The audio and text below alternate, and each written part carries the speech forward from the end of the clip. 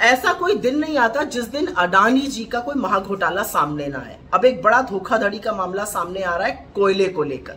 सही सुना आपने, घटिया सस्ते दाम के कोयले को अच्छी गुणवत्ता का बताकर मनमाने दाम पर अडानी जी ने हिंदुस्तान की एक सरकारी कंपनी को चूना लगाकर बेचा। ये बात तब की है जब अडानी जी ने इंडोनेशिया से कोयला लिया $28 प्रति टन पे। ये कोयला 3500 कैलोरी वाला कोयला था।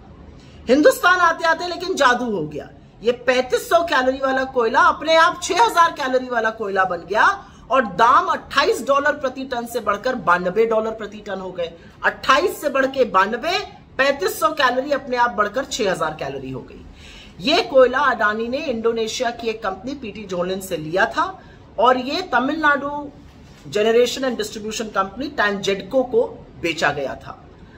ये कोयला जोलिन ने जो कंपनी है इंडोनेशिया की, उसने अडानी को $28 प्रति टन में दिया। पेपर में पूरी तरह से साफ है कि एंड कस्टमर टैंजेडको है, अडानी जो थे वो मध्यस्थता कर रहे थे।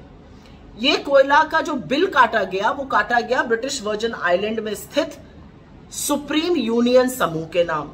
उसने सिंगापुर में बिल काटा अडानी के नाम और उस कोयले को 3500 कैलोरी का तो रहने दिया, लेकिन $34 प्रति टन दाम लगा दिया। अब यही कोयला जब तमिलनाडु पहुंचता है, भारत के छोर में आता है, तो अडानी जी इसको $92 प्रति टन और जादू से 6000 कैलोरी का बनाकर बेच देते हैं।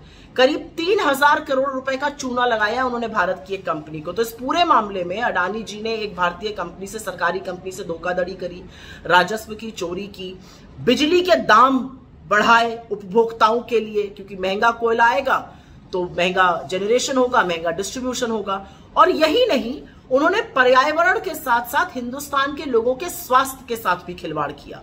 करीब 22 लाख लोगों की हिंदुस्तान में वायु प्रदूषण से हर साल मौत होती है, जिसमें से ज्यादातर बच्चे।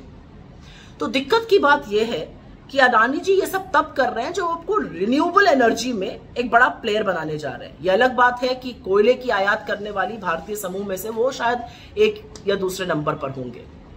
तो मोदी जी से कुछ सवाल है कि डायरेक्टरेट ऑफ रेवेन्यू इंटेलिजेंस को तो चलिए आपने छानबीन नहीं करने दी, संस्थाओं के आपने हाथ बांध दिए, आंखों पर पट्टी बांध ली, लेकिन अब क्या कीजिएगा? क्योंकि आप ही ने कहा है कि टेम्पो में भर भर कर काला धन बांटा जा रहा है। वो टेम्पो अडानी के पकड़े कब जाएंगे?